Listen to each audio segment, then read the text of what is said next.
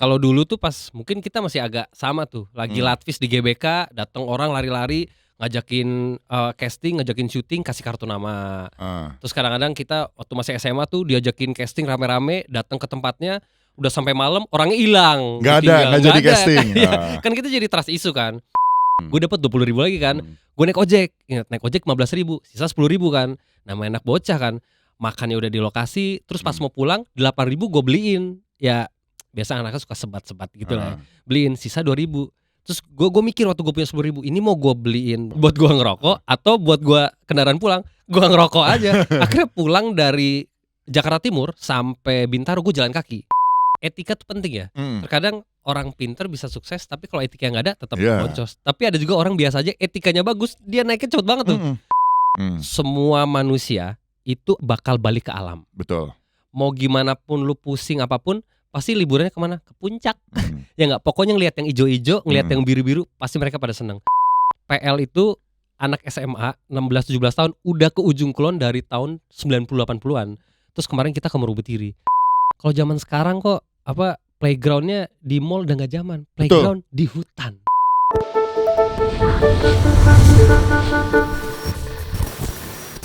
Oke, kembali lagi di Broadcast, Browijaya Broadcast bersama gua Christian Sugiono, PL 99, panggilannya bule. Dan hari ini kita akan ngobrol sama Lionel Tikoalu, PL 05, lu 2005. Apa kabar, PJ? Alhamdulillah baik. Panggilan lu PJ ya? Panggilan PJ. Kenapa bisa jadi PJ, itu nama PL lo? Kalau sekarang tuh semua orang punya nama PL. Kalau dulu kan nama GPA doang kan. Jadi kebetulan gue di organisasi GPA PL, Grup Pencinta Lampangudi Luhur. Nah, gue dapat namanya PJ. Kenapa? Artinya apa sih PJ? Dulu tuh Pak Bobby kan, istrinya Bu Wiwi. Dia waktu gue abis ngambil nama tuh, pas gue turun tuh muka gue tuh kayak Inspektur Vijay katanya. Di hitam dan segala macam. Nah, gitu. Makanya namanya tuh PJ. PJ. Tapi percaya nggak percaya nih, ini percaya nggak percaya ya. Semua anak-anak GP yang dikasih nama itu agak-agak relate gitu. Kayak Vijay itu kan ada di film-film kan. Rupanya sekarang kerjaan gue aktor. Terus ada juga yang lain kerjaannya juga agak hampir sama kayak gitu. Kayak udah ngebawa in the blood kalau kata Iya, itulah nama jadi doa bro. Iya bener. Bagus, untung nama lu jadi bagus bro. Kadang nama-nama GPA kan ngaco-ngaco ya. Iya bener, ngaco-ngaco. Mudah-mudahan hidupnya gak seperti namanya gitu. Oke, jadi kegiatan lu sekarang apa? Sekarang syuting, terus abis itu konten kreator, sama satu lagi gue lagi bikin open trip. Oke, nah kita satu persatu dulu ya, syuting ya. Lu kan lu kenal sebagai Lionel. Lu apa? Lionel Hendrik Tikoalu. Ya, lo dikenalnya Lionel Hendrik Tikoalu gitu ya. Lo syuting banyak sinetron, FTV, iklan iya, segala macam. Ya, film juga. Nah, pertanyaan gua gitu, kebetulan gua juga di industri yang sama gitu. Cuman kita beda generasi kali ya gitu. Awal mulanya lo pertama kali syuting, itu tuh syuting apa? Terus gimana prosesnya? Apakah kalau zaman gua dulu tuh kalau misalnya talent scouting ya, kalau mau kadang-kadang kita lagi jalan di mall gitu, tiba-tiba disamperin orang random, orang strangers bilang, kamu mau nggak ikut casting film, mau jadi artis nggak, kayak begitu-begitu. Nah sekarang masih ada nggak sih? Kalau sekarang kayaknya anak-anak udah nggak ada ya. Kan zaman udah berubah ya. Kalau dulu tuh pas mungkin kita masih agak sama tuh, lagi latvis di GBK, datang orang lari-lari, ngajakin casting, ngajakin syuting, kasih kartu nama. Terus kadang-kadang kita waktu masih SMA tuh diajakin casting rame-rame, datang ke tempatnya, udah sampai malam orangnya hilang. Nggak jadi casting. Kan kita jadi trust issue kan. Tapi ada satu momen gitu, gue nemenin temen gue ke rumah satu orang gitu, terus buat ngambil barang. Nah abis itu sama dia diajak pergi makan lah. Bisa ajak pergi makan, ketemulah sama satu orang namanya Mas Teddy Sujadi almarhum. Terus Mas Teddy tuh nanyain ke si temen gue namanya si Dimas ini, mau jadi artis nggak? Pas gue denger kata-kata itu, gue cuman nunduk aja di meja kayak, ya ini mah apalagi nih. Terus gue nggak mau lihat ya. Terus temen gue nyenggol-nyenggol, ayo apaan? Temenin gue. Ayo temenin gue. Ya udah deh. Ya udah kira kita casting bareng sana sini, syuting terus kita sempat syutingnya deketan terus gue ke tempatnya dia. Sorry, lu syuting apa waktu itu? FTV. Satu judul sama dia. Beda judul, tapi di satu kawasan yang sama. Di mana? Pesari? Enggak, di Jagakarsa. Iya, Jagakarsa sini ya? Iya benar. Nah, dari situ gue ke tempat dia karena gue udah break duluan. Terus gue tanya, lu udah tag? Dia marah-marah, dia kesel karena kok dia dari pagi tidak di tag. Udah sabar aja gue bilang. Dia akhirnya pulang. Nggak lanjutin syutingnya? Enggak, dia pulang. Scene-nya masih ada? belum diambil. Belum diambil, dia pulang. Singkat cerita, berapa lama kemudian gue ketemu dia, gue telepon, dia udah nggak di manajemen. Lah, gimana sih? Kan gue di situ nemenin lu. Iya, awalnya gitu ya. Elunya nggak jalan. Akhirnya gue sampai sekarang. Oh, jadi gitu awal mula ceritanya gitu gitu. ya. Emang kadang-kadang begitu ya, kadang-kadang yang nggak disangka-sangka gitu ya.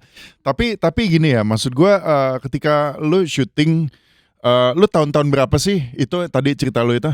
Awal tuh berarti 2010 ya, oke. Nah di tahun-tahun seperti itu, ketika lu syuting pertama kali, apa yang gue pengen tahu, lu masuknya apa syuting pertama? Sinetron? Pertama kali FTV. Nah lu syuting 5 hari? Masih 5 hari, nah, ya benar. Kemudian lu kan lihat nih industrinya seperti itu ya, kayak wah syutingnya kebanyakan nunggu dan lain sebagainya. Apa yang ada di pikiran lu pada saat itu sih? Jadi gini, waktu dulu ini mungkin basic dari PL ya. PL itu kan emang dibilang selain pelajarannya, kita ada satu buat mental tuh dibentuk juga sama lingkungan ya, lingkungan. Jadi ketika gue terima bahwa gue harus nunggu, ya gue santai aja karena gue punya tujuan. Itu yang bikin gue akhirnya gue tetap stay di lokasi. Dan memang rupanya kerjaan ini nyaman buat gue. Nyaman tuh oke. Gue berasa nggak kerja, gue berasa tuh kayak lagi main. Jadi ketika gue lagi main gue seneng, dapat sesuatu ya udah gue main aja. Mau honor dapat ya udah honor dapat, gue nggak begitu mikirin itu karena gue seneng aja. Mungkin basicnya dari situ. Oke, jadi lo enjoy ya, lo enjoy. Emang sebenarnya juga kalau gue bilang syuting tuh menarik kenapa? Karena ya kadang-kadang kita ketemu kru banyak orangnya beda-beda, lucu-lucu dan senasib sepenanggungan lah ibaratnya gitu ya. Meskipun ya kita tahu kadang-kadang emang honor pemain sama honor kru tuh beda gitu ya. Tapi kalau berada di satu proyek yang sama, kita sih ya emang udah nggak bisa gimana harus kerja sama. Udah ngeblend aja sebenarnya. Udah ngeblend dan emang harus saling kooperatif lah. Kalau nggak syutingnya capek bro. Kadang-kadang ada pemain, ya lu tau sendiri ya, bisa ada pemain yang nggak kooperatif gitu kan. Kayak misalnya contoh temen lu ya, kayak tadi siapa sih, Dimas. Misalnya gue lawan mainnya gue waktu itu, terus tiba-tiba lawan main gue pulang, scene gue nggak jadi diambil, kesel banget sih. Yang paling bete tuh udah nggak diambil. Nih orang beda-beda ya. Ada yang datang ke lokasinya pakai kendaraan sendiri. Ada juga ya. Ada satu cerita temen gue nih sewa mobil. Jadi mertua gue tuh punya penyewaan mobil.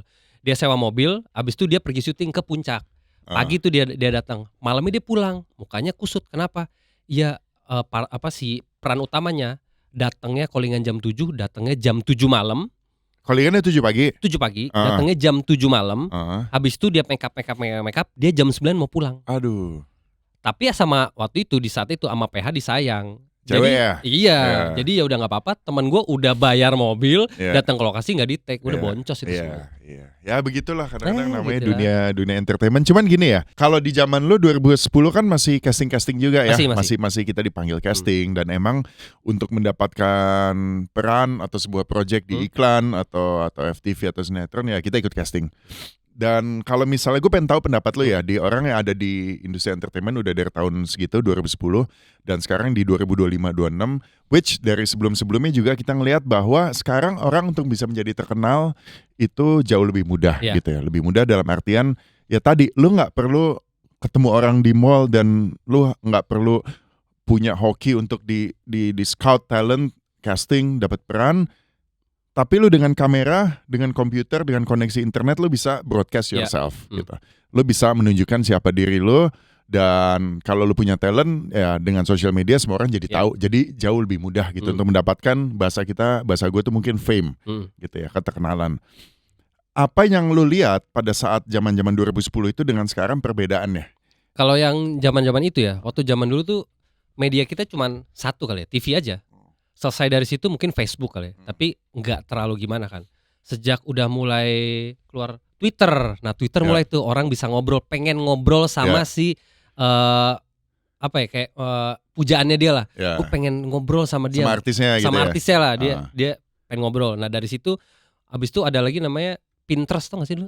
Bukan Pinterest, ada lagi yang friends-nya tuh cuman sedikit, apa namanya? Pet ya, bukan? Pet, iya pet. Jadi lebih dekat lagi. Tapi kalau yang dulu sama yang sekarang tuh sekarang gampangnya siap orang tuh bisa jadi terkenal. Tapi yang susahnya adalah gimana cara untuk memaintain itu. Ya kalau dulu mungkin memang orangnya udah suka, jadi ya dia pas aja di situ. Jadi dia tetap sustain di sana. Tapi kalau sekarang orang bisa satu hari jadi terkenal, habis itu besoknya nggak ada. Karena gue lihat ya, kan zaman juga berubah ya. Ini menurut keyakinan gue aja nih. Jadi ada beberapa temen gue yang dia dapat satu judul, abis itu dia meledak, abis itu dia kena penyakit.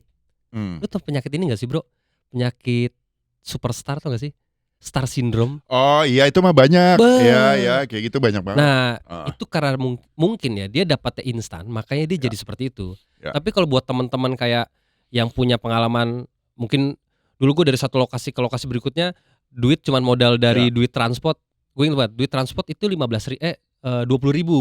Gue syuting stripping 2 judul. Jadi dari lokasi 1 pindah ke lokasi 2. Nah 20.000 gue tuh 15.000 udah gue jajanin lah. Gue dapat 20.000 lagi kan. Gue naik ojek. Ingat naik ojek 15.000, sisa 10.000 kan. Namanya anak bocah kan. Makannya udah di lokasi. Terus pas mau pulang 8.000 gue beliin. Ya biasa anaknya suka sebat-sebat gitu lah. Beliin sisa 2.000. Terus gue mikir waktu gue punya 10.000, ini mau gue beliin buat gue ngerokok atau buat gue kendaraan pulang. Gue ngerokok aja. Akhirnya pulang dari Jakarta Timur sampai Bintaro gue jalan kaki. Oh gitu. Nah mungkin setiap orang yang punya pengalaman kayak gitu pasti dia tahu pengorbanannya seperti apa.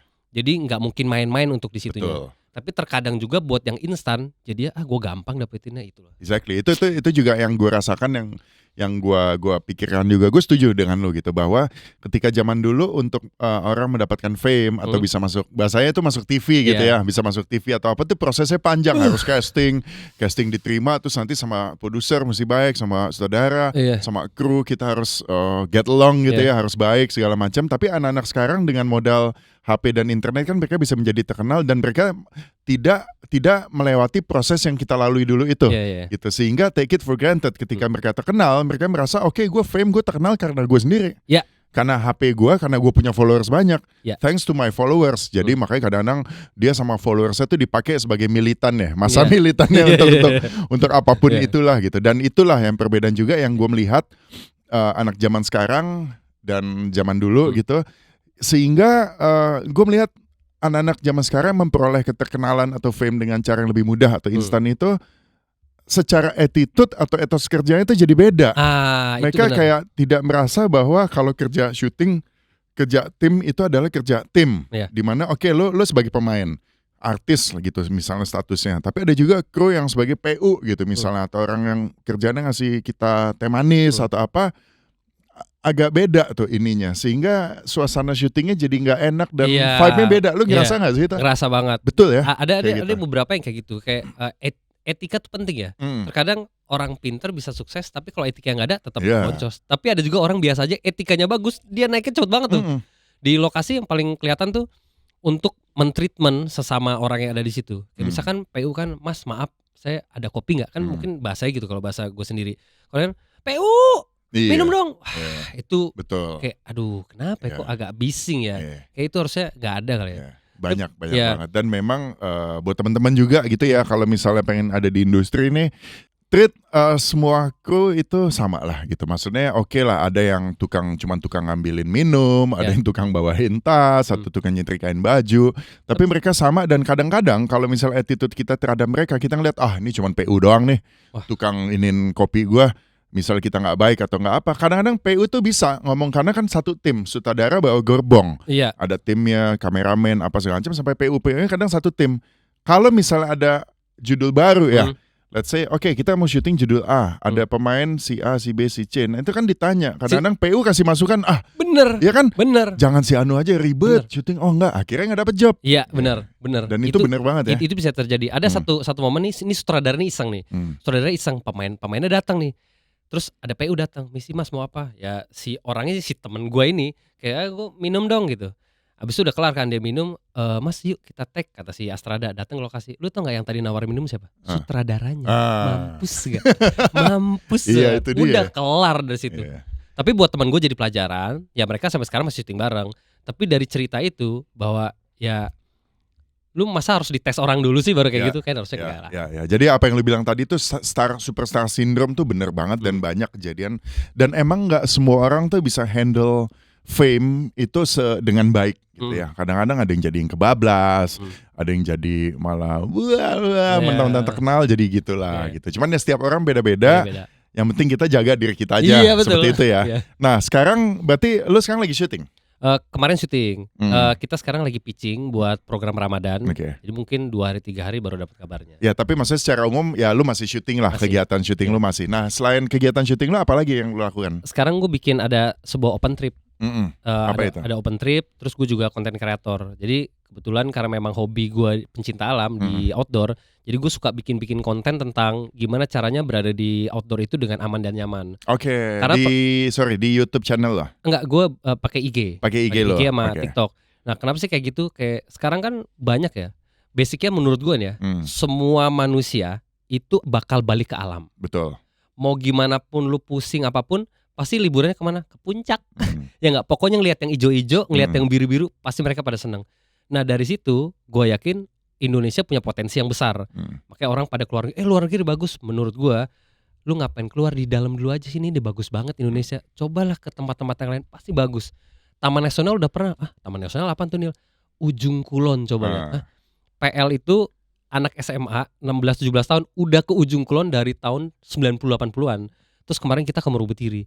Nah itu kan kita punya basically kan, basically maksudnya kegiatan harus seperti apa gitu. Nah terus kita ngeliat di luar sana, pendaki gunung meninggal kemarin. Terus ada lagi yang TikTok meninggal. Terus kalau bahasanya anak-anak tuh ada namanya kebab, tau gak? Apa itu? Kan ada survival blanket yang aluminium foil itu. Nah sekarang tuh banyak kita lihat kalau naik gunung itu semua orang pada selimutan itu. Bilangnya hipotermia. Menurut gue nggak lihat dari sudut pandang mereka hipotermia, tapi gue ngeliat sudut pandang bahwa kok mereka bisa pakai itu semua, berarti basically untuk kegiatan di alam bebas mereka mungkin harus tambah belajar, bahasa bagusnya itu. Nah gue bikinlah satu open trip ini dengan basically bahwa safety and happy. Yang pertama gue bikin tripnya buat TikTok tuh sekali jalan, karena gue lihat orang-orang waktunya nggak banyak. Terus generasi sekarang maunya instan, tapi gue nggak mau instan juga, gue mau yang safety, gue bikinlah buat TikTok, tapi kita ada prosedurnya. Yang kedua buat anak sekolah SD, TK, SD, SMP, sama company. Nah kenapa sih kok concernnya ke anak sekolah? Gue ini jadi pembimbing GPPL baru, sebenarnya kalau pembimbing baru 1 tahun ini, tapi kalau pendamping dari 2012. Nah gue lihat perkembangan anak sekarang kok agak berbeda ya. Kalau dia kena push, dia akan cabut. Dia nggak mau menghadapi itu. Terus gue lihat kenapa? Karena di pencinta alam nggak mungkin dong anak pencinta alam, ayo nak kita kesini, ayo nak, nggak mungkin kan? Pasti harus ada pressure untuk mereka mentalnya bisa jadi. Nah sekarang kalau kita lihat kondisi ya, kalau dia pressure dia cabut, kita harus di mix kan, gimana caranya? Nah kita mix lah di GPAPL. Akhirnya bisa lah ini terjadi. Ini yang tadi lu bilang, yang lu ceritain ini adalah open, apa lu bilang tadi, open trip. Namanya apa? Gue bikin satu namanya Gila Gunung Adventure. Ini buat TikTok. Gila Gunung Adventure. Okay. Satu lagi tuh RJI, Rimba Jelajah Indonesia. Rimba Jelajah Indonesia. Jadi dengan Gila Gunung dan RJI ini orang-orang bisa ikut mendaftar untuk kegiatan. Misalkan dia mau naik gunung, untuk naik gunung 2 hari semalam atau camp gitu, atau dia mau TikTok bisa. Atau satu lagi buat sekolah. Kalau sekolah tuh lebih ke team building ya. Kayak fun. Kalau zaman sekarang kok playgroundnya di mall udah gak zaman. Playground di hutan. Itu dia. Gue tuh juga gitu bro. Kadang-kadang gue, anak gue dua-duanya cowok, satu umur 12, satu umur 8 gitu. Dari kecil emang gue seneng main lah. Emang ya gue sering ke Bali. Kalau di Bali banyak lah alamnya gitu ya. Tapi kalau misalnya di Jakarta, bingung kita kadang-kadang ya. Ujung-ujungnya mall.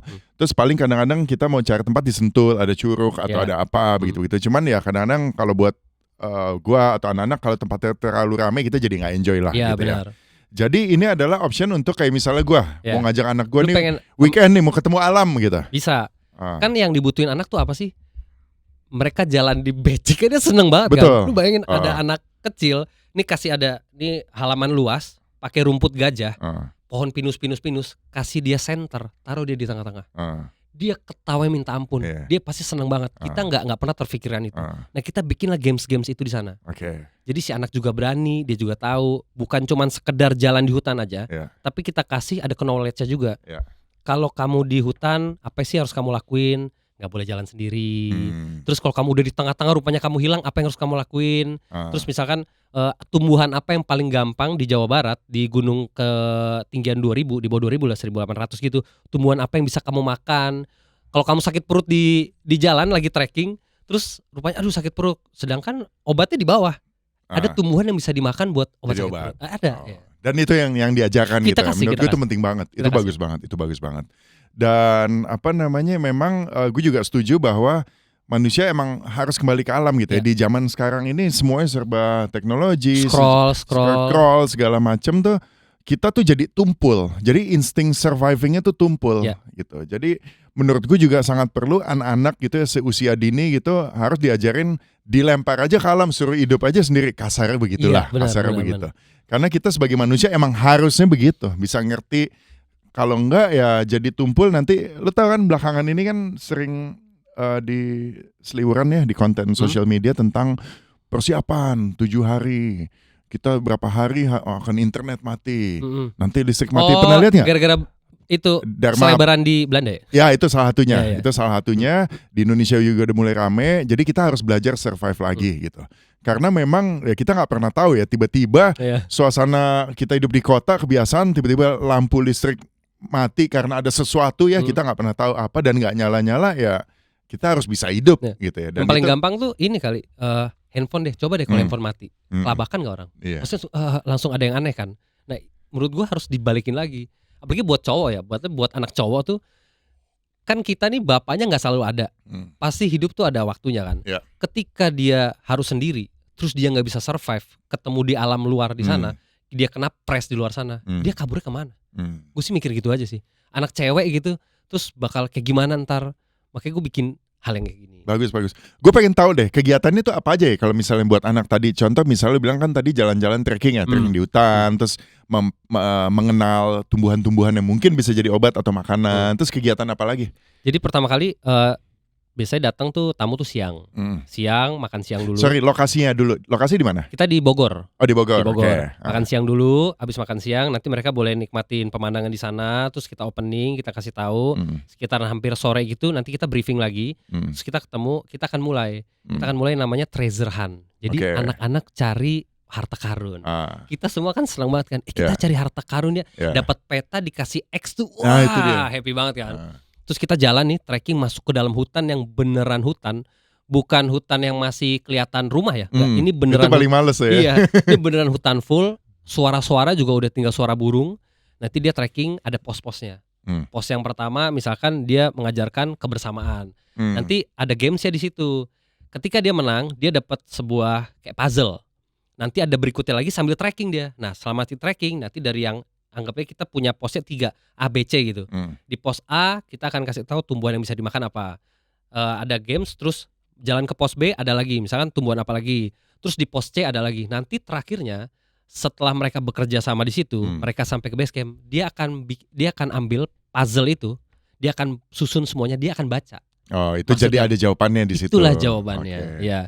Jadi keberanian mereka ada, fun-nya juga ada, knowledge-nya juga ada. Karena sekarang kan kita tuh sering untuk bikin jungle survival. Jungle survival tuh buat anak-anak tuh buat bikin. Jadi beneran anak-anak taruh di hutan, bikin camp untuk namanya shelter. Kita bikin api, terus kita mau bikin campnya tuh bivak alam namanya. Bivak alam. Jadi dari tempat shelter, api, air, tumbuhan, trap segala macam kita kan ngajarin. Tapi kalau sekarang orang-orang ayo mau bikin gak sih nih gue ajarin bivak alam, orang gak akan tertarik. Ngapain gue bikin itu pakai gue udah punya tenda, tapi kita kemas dengan yang fun. Nah makanya gue yakin sih orang-orang suka. Karena beberapa juga kita kemarin tuh kita baru mulai RJ ini sebulan ya. 1 bulan. Oh baru 1 bulan? Baru 1 bulan. Oh ini baru sebulan? Baru sebulan. Baru banget. Lu percaya gak percaya sampai sehari itu 50 orang pasti ngechat. Sekarang kita lagi pitching sama ada 25 sekolah. Bagus. That's good, really good. Dan emang yang dibutuhin juga gitu ya. Nanti kapan-kapan gue pengen coba sih. Boleh. Tapi kalau misalnya kayak begitu, apakah misalnya let's say gue sama bini gue sama anak gue 2, kita satu family bisa atau harus kayak grup besar rame-rame? Kita ada family trip juga. Jadi family trip isinya juga bisa sama.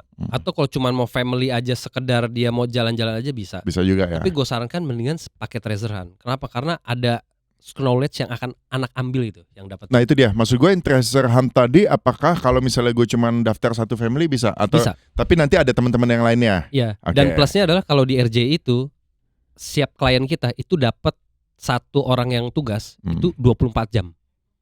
Dapat guardnya gitu ya.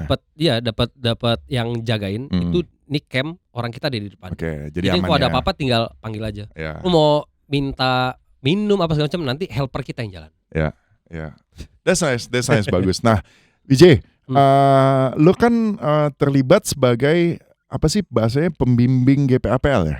Pembimbing ya? Apa? Sekarang pembimbing. Pembina ya? Ya mungkin bahasa dulu pembina kali. GPAPL. Nah, Iya. teman-teman nih biar kalau mungkin yang bukan di PL yang tahu GPAPL adalah Gerakan Pencinta Alam. Grup. Grup Pencinta Alam PL gitu. Jadi ya anak-anak alamnya lah, anak-anak yang naik gunung. Dan Iya. emang kalau ekskul GPAPL ini zamannya gua nggak tahu ya, zaman lu terkenal notorious sadis gitu, keras gitu. Karena namanya juga anak alam gitu. Nah, lu sebagai pembimbing GPAPL gitu ya, dan lu juga suka alam, suka outdoor gitu.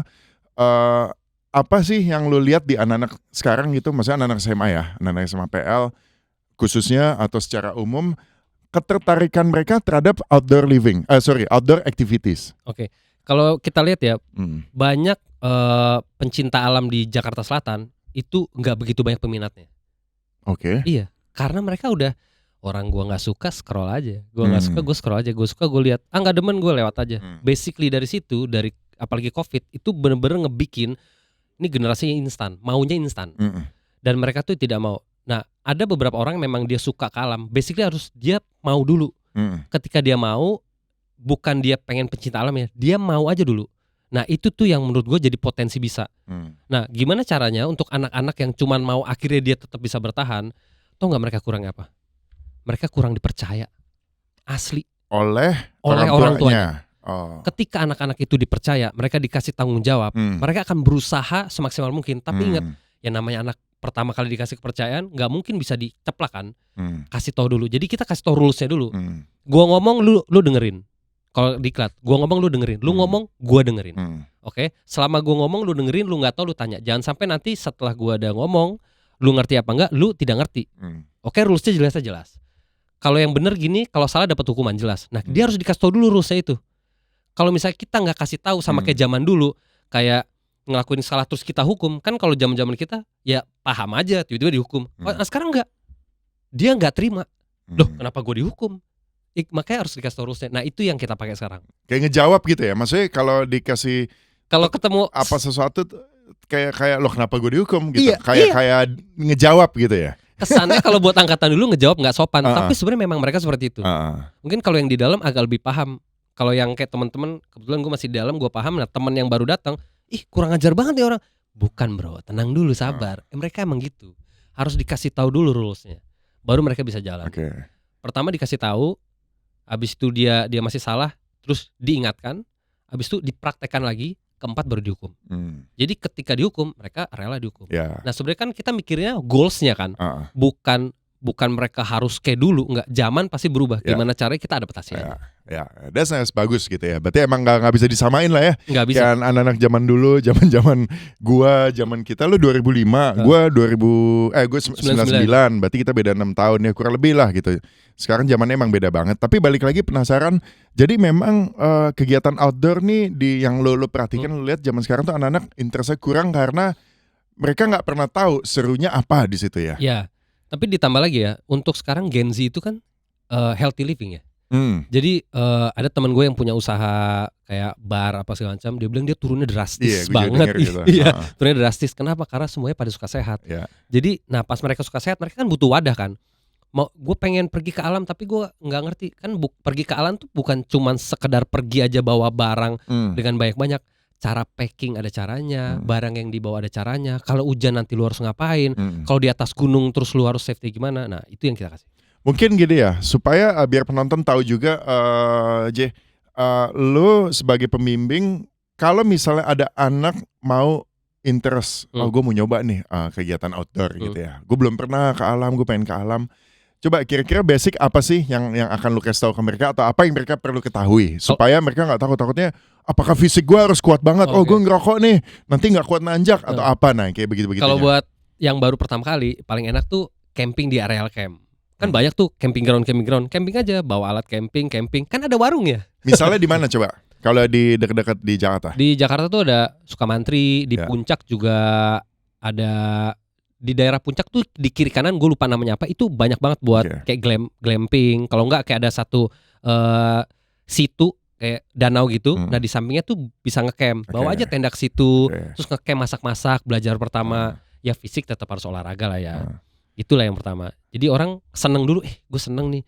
Nah pas dia seneng kan dia pasti deket gunung kan. Dia akan lihat gunung. Itu basically dia akan lihat di sana ada apa ya. Gue pengen deh ke sana. Nah kalau udah momen itu berarti ada yang harus dipelajari. Ya paling gampang literasi udah banyak lah di sosmed. Cara packing yang bener.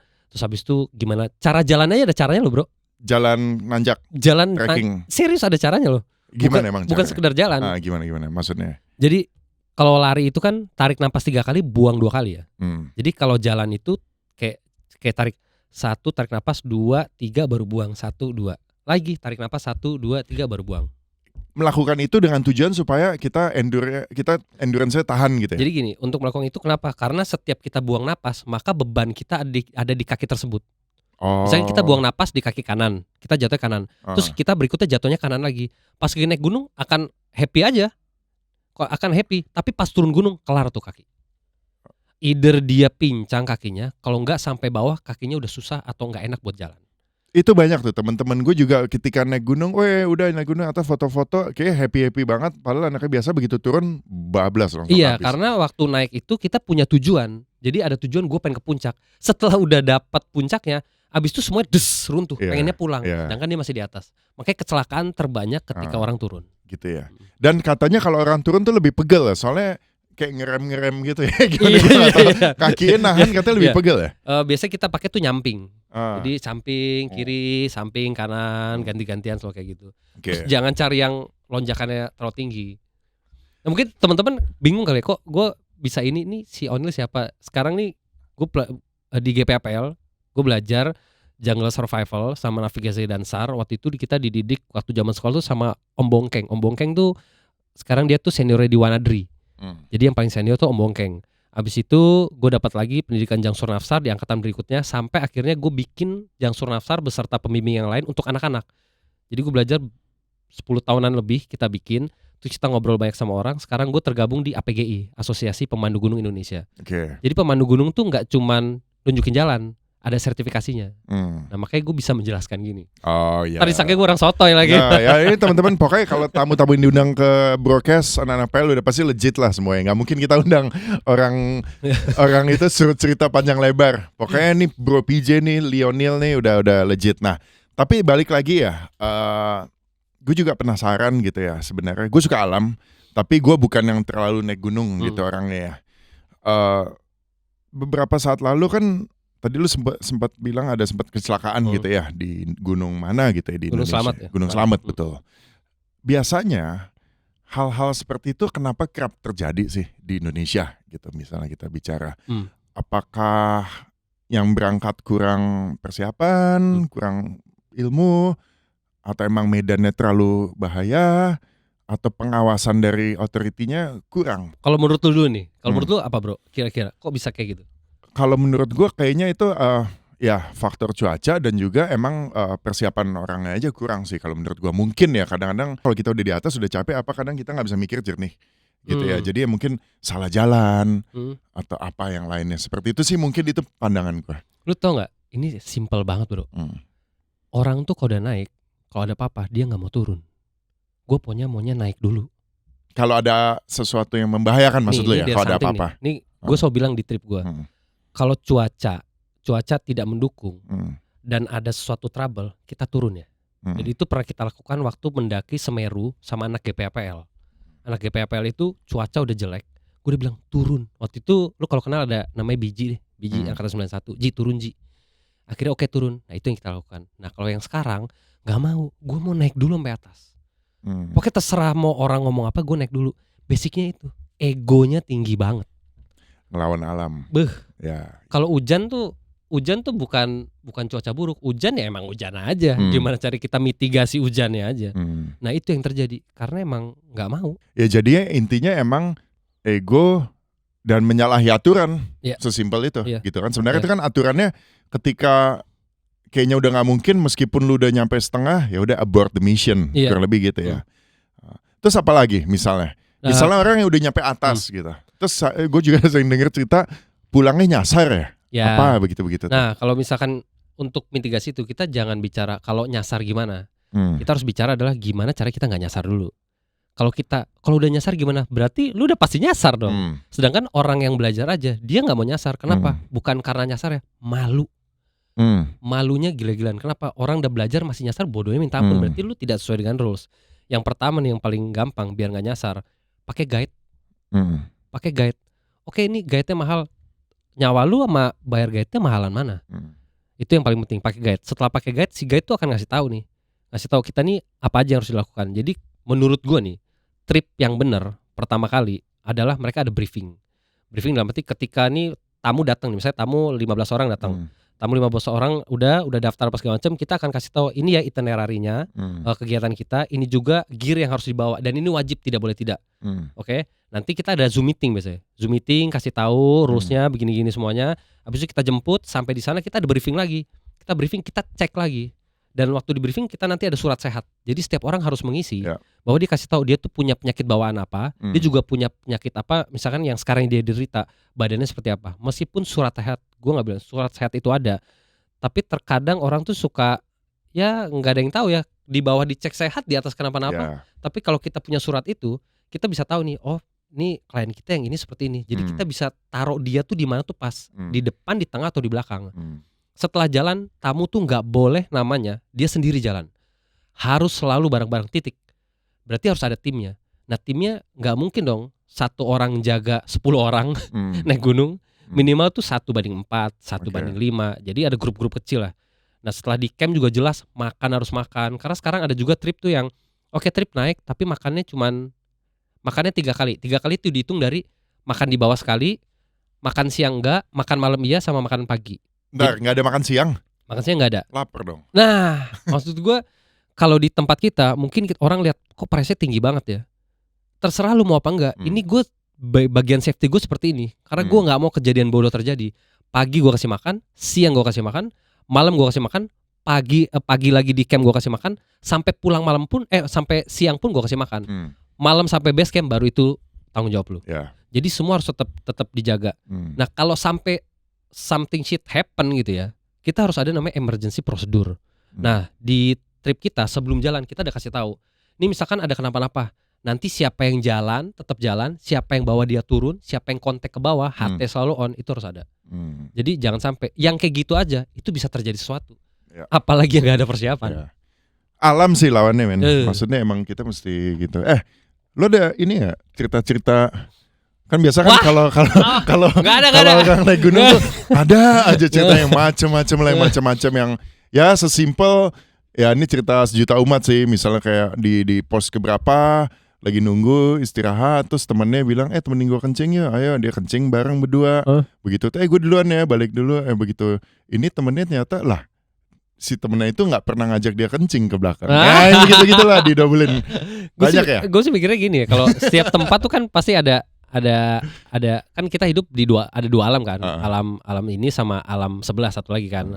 Nah, kalau di gunung apalagi kan beda dengan auranya sama di sini sama di sana.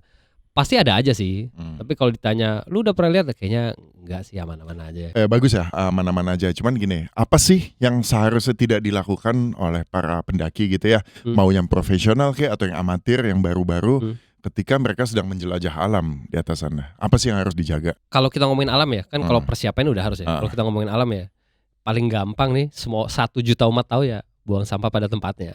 Itu satu. Kalau yang kedua, setiap tempat tuh percaya nggak percaya, permisi aja dulu. Permisi. Betul tuh ya. Misi gitu. Terus ada di tempat mana mulut tuh coba yang biasanya ngomongnya agak-agak kebun binatang ya direm-rem dulu lah. Terus ngomongnya baik-baik. Karena kalau kita udah capek ya bro, orang udah capek itu aslinya tuh akan keluar. Maka dari bilang kalau lu mau cari teman ajak dia naik gunung, biar lu tahu dia seperti apa. Contoh dari makanan cuma satu, sama-sama lapar, siapa yang paling minta banyakan dulu, siapa yang ngalah, kayak gitu sih. Dan itu betul sih yang tadi lu bilang, kalau misalnya kita mau tes orang tuh naik gunung, kayak temen gue ada 2, dia ya emang teman-teman kita juga. Ya baiklah bareng-bareng. Abis itu mereka naik gunung mana? Gue lupa, di Jawa Barat. Abis itu sejak udah naik gunung itu, abis itu mereka udah gak temenan lagi. Banyak nih kayak pasti gitu. Ada sesuatu Pasti ada sesuatu. Jadi berantem. Jadi gak temenan lagi, kita jadi bingung. Tapi ya itulah untuk filter orang. Karena emang di dalam keadaan tidak comfort, di dalam keadaan baru yang banyak challenge-nya, orang emang the real you is kelihatan gitu kan. Makanya itu perjalanan sama anak-anak kecil, kasih yang nggak kayak anak-anak, kasih yang nggak nyaman biar mereka kelihatan. Iya. Itu dia. Yeah. Itu yang tadi sih bener sih, itu gue pengen sih suatu coba nanti ya. Nah tadi balik lagi omongan ketika naik gunung mendaki gitu ya. Tadi tentunya harus jaga omongan tuh betul. Dan nggak boleh buang sampah sembarangan. Nah tapi kan gue juga kadang masih sering lihat berita ya. Banyak banget maaf gitu. Mungkin istilahnya ini pencinta alam kok malah jadi perusak alam gitu dibilanginnya sama netizen atau sama yang lain. Kenapa sih masih, gue gak tahu ini benar kejadian atau enggak gitu, tapi kenapa orang-orang itu masih buang sampah sembarangan? Apa gak ada tong sampah satu? Gue bodoh lah di urusan ini. Gak ada tong sampah satu, atau sampah itu seharusnya gimana? Dibawa lagi apa gimana? Coba lu ceritain. Oke. Kalau di masing-masing gunung, mau di gunung dimanapun di Indonesia, itu udah ada regulasinya. Jadi apapun sampah yang dibawa naik, dibawa turun lagi. Jadi mereka harus ada sedia trash bag. Kenapa? Karena waktu kita bawa makanan yang pakai packaging ini kan berat. Pas mereka udah dibuka di atas kan jadi ringan kan. Nah kenapa nggak dibawa turun? Nah ini terjadi. Nah kalau mau, ini menurut pandangan gue ya, pencinta alam tuh memang perusak alam. Kenapa? Karena alam tidak seharusnya dimasukin. Ya alam biarin aja. Ketika kita nginjek tanah segala macam kan jadi tetap rusak. Nah cuman kalau ditanya pencinta alam itu buang sampah sembarang, itu balik ke masing-masing. Tapi gue yakini bahwa siapapun yang masuk di organisasi pencinta alam, rasa dia untuk memiliki alam tuh lebih besar. Nah kenapa sih kok sekarang sampahnya banyak? Gue gak bilang dari pendaki yang mana ya, tapi kebanyakan orang-orang yang suka instan, yang hanya dia pengen happy-happy aja di atas tanpa mikiran apapun, itu mereka lebih buang sampah lebih sering ketimbang yang lain. Kayak contoh deh, ada satu gunung nih jarang didaki. Biasanya cuma anak pencinta alam doang yang masuk deh. Tiba-tiba dibuka buat umum, pasti kotor. Gak mungkin betul, gak. Dimanapun mau tempat wisata umum pasti kotor. Nah itu yang terjadi juga di gunung.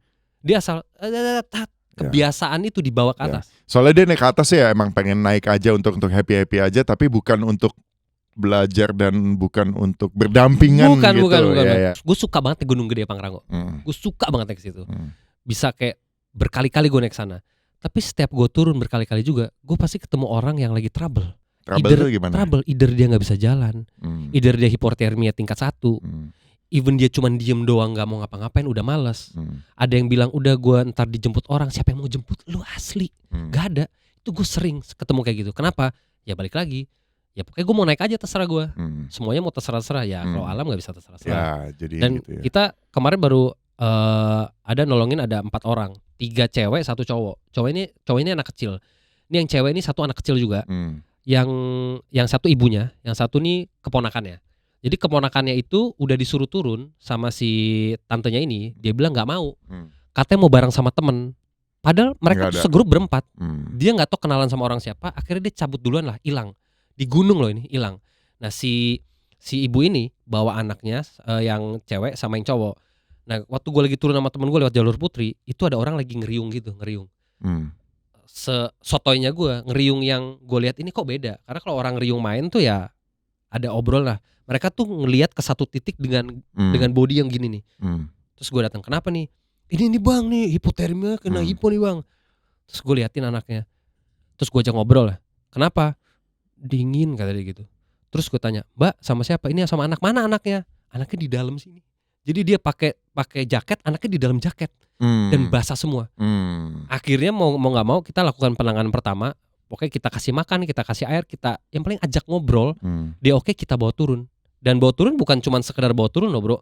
Lu nenteng orang berjam-jam loh. Ini tangan pegel loh, gonta-ganti kiri kanan loh. Dan itu untuk tandu gitu ya? Enggak ditenteng. Oh, ditenteng harus ya? jalan.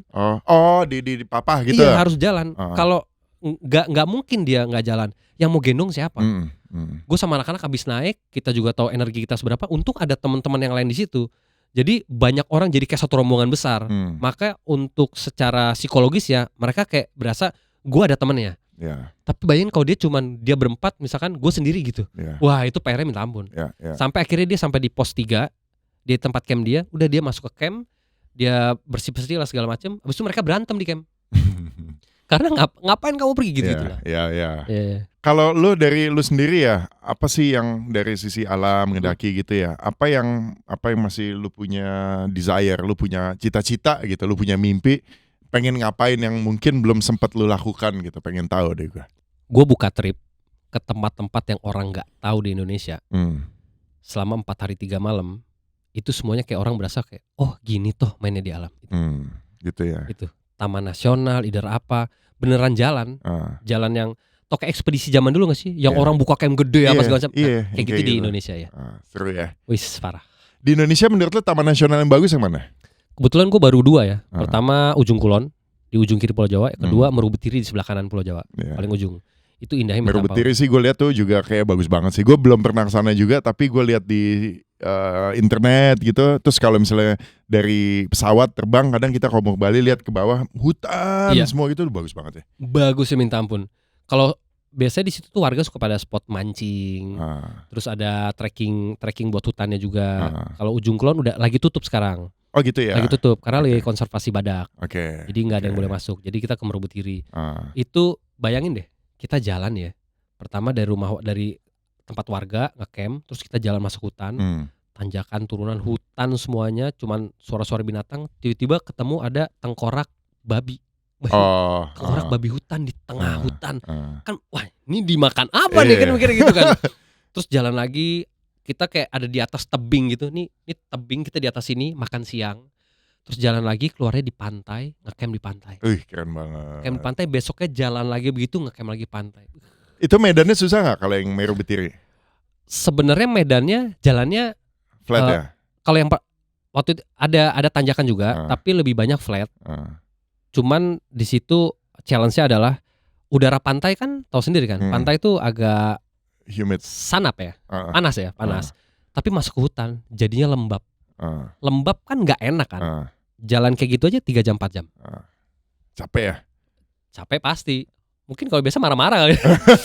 Nih mana nih. Belum lagi sepatu hancur kena air laut. Kena air laut hancur, terus masih harus dipakai jalan. Ikat pakai rafia, pakai kabel tis gitu. Seru lah kayak gitu. Ada lagi nggak kira-kira yang mau lu sampein atau lu mau ceritain mungkin? Ini yang pertama ya, buat teman-teman yang mau syuting, syuting itu castingnya gratis, ya. Jadi jangan percaya sama orang yang bilang bayar terus kau bisa syuting. Oh iya betul. Karena gue punya pengalaman, gue lagi syuting, terus ketemu ada yang main, mungkin dia jadi extras, terus dia cemberut. Gue suka ngobrol kan, kenapa sih? Ya ini aku udah bayar 30 juta tapi aku gini 30 aja. 30 juta. Dia gini aja, terus orang mana kabur. Jadi casting itu semuanya gratis, datang aja langsung ke PH-nya, cek di sosmednya banyak.